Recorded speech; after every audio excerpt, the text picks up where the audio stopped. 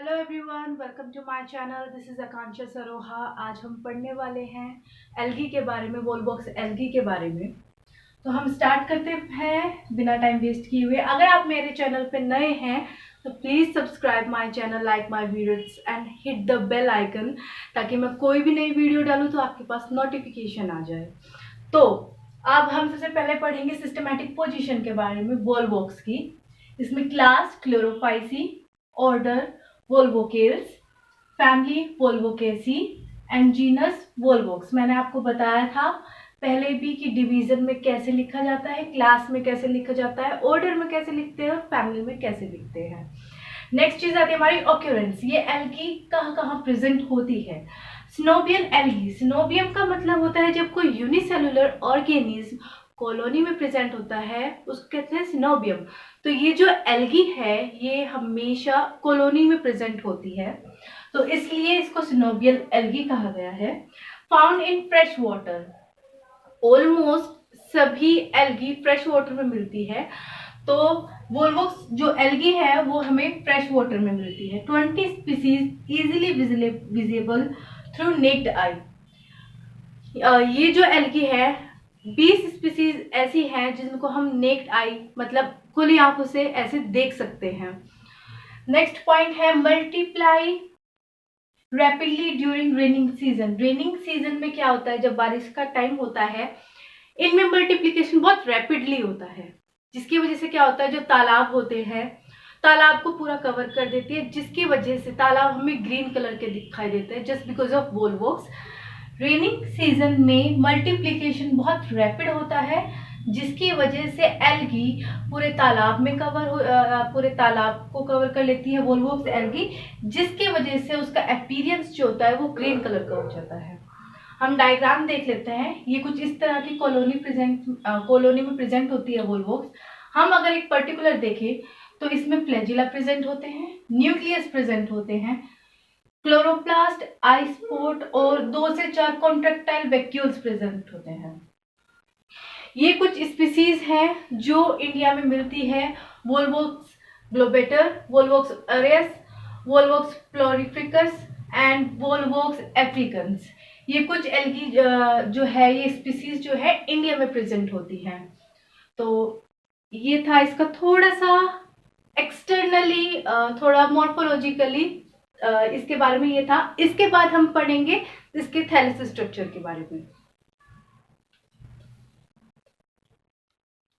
अब हम इसमें इसके थैलस के बारे में पढ़ेंगे। वोल्वोक्स का थैलस कैसा होता है।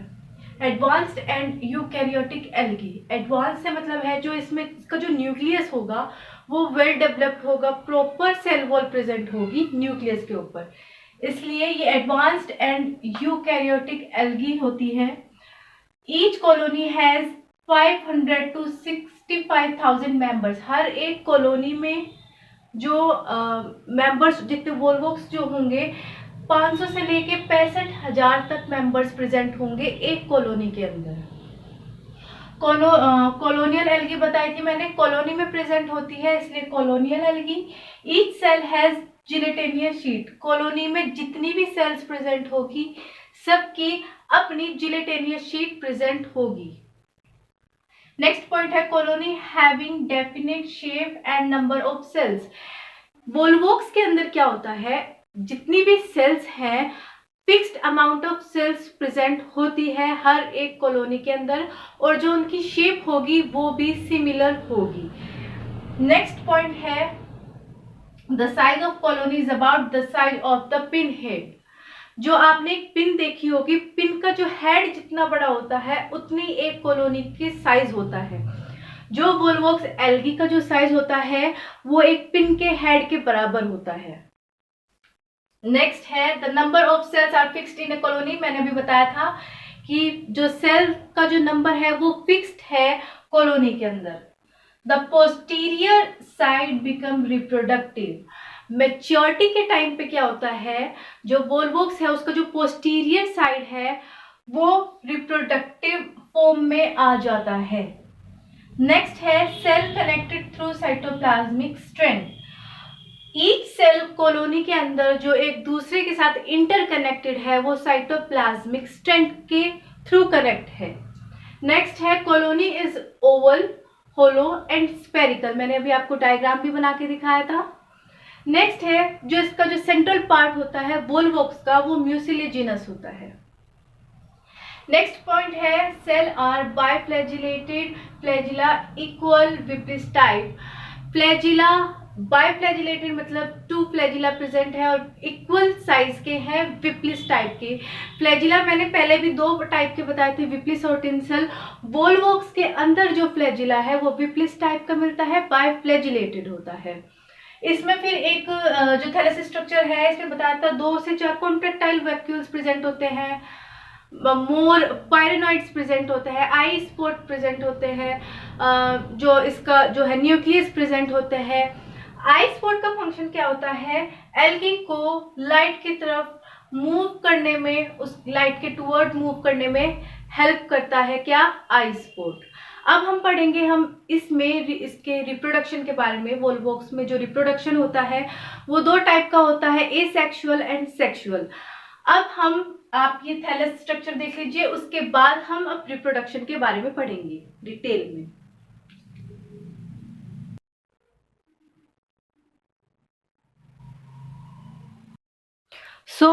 अब हम जो पढ़ने वाले हैं एसेक्सुअल रिप्रोडक्शन को डिटेल में पढ़ने वाले हैं। एसेक्सुअल रिप्रोडक्शन कैसे होता है, एसेक्सुअल रिप्रोडक्शन जो होता है वेजिटेटिव सेल और गोनीडिया के थ्रू होता है। गोनीडियम के अंदर जो होंगी डॉटर कॉलोनी बनेगी, स्पेशल टाइप की सेल्स प्रेजेंट होती है जिसको हम गोनीडिया या पार्थिनोगोनीडिया भी कहते हैं। ये जो गोनीडिया और पार्थिनोगोनीडिया है इसका साइज वेजिटेटिव सेल से 10 गुना बड़ा होता है। नेक्स्ट है जो गोनीडिया सेल्स होती हैं उसमें फ्लैजिला और आई स्पॉट टोटली एब्सेंट होता है। फिर है asexual reproduction takes place during summer season. Asexual reproduction जो होता है वोल्वॉक्स के अंदर वो समर सीजन में होता है, जबकि सेक्सुअल रिप्रोडक्शन समर सीजन के एंड में होता है। अब हम इसका प्रोसीजर देख लेते हैं क्या होता है। गोनीडियम, गोनीडियम के अंदर डॉटर कॉलोनी बनेगी। डॉटर कॉलोनी में 8 सेल्स बनेंगी। वे जो सेल्स हैं वो कर्व्ड प्लेट में इस तरीके से अरेंज हो जाएंगी जिसको हम प्लेकिया स्टेज भी बोलते हैं। ये मैं अभी आपको डायग्रामेटिकली थोड़ी देर में बताती हूँ कैसे है, उसका डायग्रामेटिक रिप्रेजेंटेशन में बना के दिखाऊंगी। पहले मैं आपको प्रोसीजर समझा देती हूँ कि कैसे कैसे क्या होता है। गोनीडियम के अंदर डॉटर कॉलोनी बनती है जिसमें 8 सेल होती है। वो जो सेल्स होती हैं वो कर्व शेप में अरेंज होती है, उस स्टेज को कहते हैं प्लेकिया स्टेज। फिर इसके बाद क्या होता है, सेल्स जो है फ्लैजिला का फॉर्मेशन कर लेती है। 8 सेल्स जो हमारी बनी थी फिर वो लॉन्गिट्यूडनली डिवीजन होगा उसमें, तो क्या होगा 16 सेल का फॉर्मेशन होगा। डिवीजन लॉन्गिट्यूडनली होगा जिससे 16 सेल का जो होगा फॉर्मेशन होगा और ये एक कंप्लीट स्पेयर बना लेगा जिसमें क्या होगा, एक छोटा सा जो पोर है वो ओपन रह जाएगा, स्मॉल पोर्शन जो है वो ओपन रह जाएगा, उसको क्या कहेंगे, पियलोपोर। ठीक है, ये पूरा कंप्लीट स्पेयर बना लेगा, बस उसमें एक होल जो होगा प्रेजेंट होगा उसको पियलोस्पोर कहते हैं। इस तरीके से क्या होगा, फिर जब 16 सेल्स हो जाएगा फिर से रिपीटेड डिवीजन होगा, फिर उसके बाद ये जो होगी 60 डिवीजन होते होते 60,000 या 65,000 तक जो होंगी सेल्स का फॉर्मेशन कर लेती है। इस तरीके से न्यू कॉलोनी का फॉर्मेशन हो जाता है। ये था हमारा एसेक्सुअल रिप्रोडक्शन। मैं आपको एक बार डायग्रामेटिक रिप्रेजेंटेशन भी उसका दिखा देती हूँ। ओके, जैसे कि अब हम देख सकते हैं थोड़ा रफ डायग्राम है बट समझ लीजिए। ये हमारी एक पूरी जो है गोनीडियम हो गया, ये गोनीडियम के अंदर एक डॉटर कॉलोनी बनेगी, ये हमारी वेजिटेटिव सेल हो गई। इसमें क्या होगा, वही 8 सेल बनेगी, प्लेकिया स्टेज कहते हैं ऐसे स्फेयर शेप में। ये जो है कर्व्ड स्टेज में अरेंज हो गई है। इसके बाद क्या होगा, फिर से सेल डिवीजन होगा, फिर क्या बन जाएगा, इसमें इसी तरीके से 16 सेल्स बन जाएंगी। 16 सेल्स के बनने के बाद इसमें क्या होगा, फिर से रिपीटेड डिवीजन होता रहेगा। वही 60,000, 60 से 65,000 तक सेल बनती रहेगी। जैसे बनती रहेंगी, स्पेस कम होता चला जाएगा। फिर क्या होगा, जो कॉलोनी है, जो सेल्स है, वो इन्वर्टेड हो जाएंगी। कुछ इस तरह का हो जाएगा आपका डायग्राम। फिर इसमें मैंने बताया था कि जब 16 सेल्स बन जाती है, एक स्मॉल पोर का फॉर्मेशन होता है। स्मॉल पोर जो ओपनिंग रह जाती है उसको पियानोस्पोर भी कहते हैं, पियानोपोर भी कहते हैं उसको। फिर इस तरीके से जब डायग्रामेटिकली मैं बता रही हूँ, सेल डिवीजन होता रहेगा। जब सेल डिवीजन होता रहेगा, स्पेस कम रह जाएगा, तो क्या होगा, इन जो कॉलोनी है उसका इन्वर्जन हो जाएगा, वो घूम जाएगा। और फिर क्या होगा, नई इस तरीके से करके फिर न्यू कॉलोनी का फॉर्मेशन हो जाएगा, डॉटर कॉलोनी बन जाएगी। ये हमारा एसेक्सुअल रिप्रोडक्शन था। ये डायग्रामेटिक रिप्रेजेंटेटिव थोड़ा सा रफ है बट समझने के लिए बिल्कुल ठीक है। इसके बाद हम पढ़ेंगे अब हम sexual reproduction. Sexual reproduction volvox में oogamous टाइप का होता है। अब हम पढ़ेंगे उसको डिटेल में। अब इसमें हम पढ़ रहे हैं सेक्सुअल रिप्रोडक्शन के बारे में।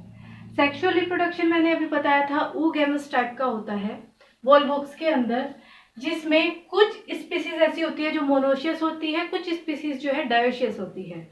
मोनोशियस का मतलब होता है जब मेल एंड फीमेल दोनों एक ही कॉलोनी में प्रेजेंट होते हैं, उसको मोनोशियस कहते हैं। जब मेल और फीमेल दोनों डिफरेंट कॉलोनी में प्रेजेंट होते हैं, उसको हम डायोशियस कहते हैं। हमने एग्जाम्पल भी ले लिया है, ग्लोबुलेटर जो होगा मोनोशियस होगा, ऑरियस जो होगा डायोशियस होगा। मोनोशियस स्पीसीज आर प्रोटेंड्रस, मतलब इसमें जो मेल है वो फीमेल से पहले डेवलप हो जाता है। एंथ्रीडिया जो है oogonia से जो है पहले डेवलप हो जाता है, उसको प्रोटेंड्रस कहते हैं। फिर इसके अंदर जो मेल गेमिटेंजिया होगा वो एंथ्रीडिया होगा, और जो फीमेल गेमिटेंजिया होगा वो oogonia होगा। अब हम इसके प्रोसीजर के बारे में देख लेते हैं कि कैसे होता है इसका प्रोसीजर। एंथ्रीडियम के अंदर हमारे एंथ्रीजॉइड्स बनते हैं। एंथ्रीजॉइड्स क्या होगा, स्विम करके एक मीडियम में फीमेल कॉलोनी के साथ कांटेक्ट में आते हैं। फिर क्या होगा, वो उनके कॉलोनी से जो होगा अटैच, उसकी जो कॉलोनी होगा उसकी सरफेस से जो है अटैच हो जाएगा एंथ्रीजॉइड्स।